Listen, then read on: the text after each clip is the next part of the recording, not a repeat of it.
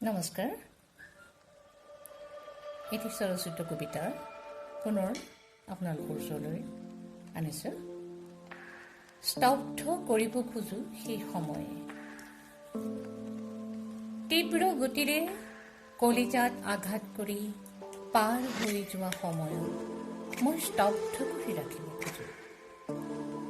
গঢ়ি তুলিব খোজো এক সুদৃঢ় অনিৰ্বচনীয় স্মাৰক, যি মোৰ কলিজা খান্দি নিতে গঢ় লৈ হিম কণাৰে ধুমায়িত স্বপ্নিল মানস সৰোবৰ, য'ত নিতে ফুলে প্ৰেমৰ শতদল, কলিজাত লেখাৰো সেই স্তব্ধ হ'ব।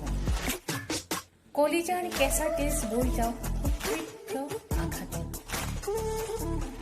ধৰফৰাই উঠক মোৰ অন্তৰাত্মা, আঘাত প্ৰত্যাঘাতত কঁপি উঠক মোৰ দেহৰ প্ৰতিটো অণু পৰমাণু। তথাপি সেই সময়ক স্তব্ধ কৰি ৰাখিব খোজো মই। সেই সময় যি মোৰ হৃদয় আন্দোলিত কৰি প্ৰচণ্ড ধুমুহা হৈ মোক বিধ্বস্ত কৰে, যন্ত্ৰণাত মুচকুচ যাওঁ যাৰ অতনু পৰশত মোৰ সমগ্ৰ সত্তা অৱচেতনাত যি ধুমায়িত কৰি সৃষ্টি কৰে বৰ্ণিল ৰামধেনু।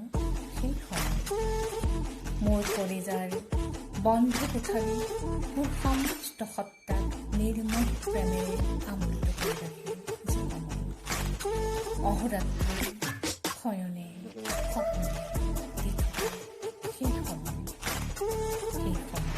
যাক মই স্তব্ধ কৰি ৰাখিব খোজো। ধন্যবাদ।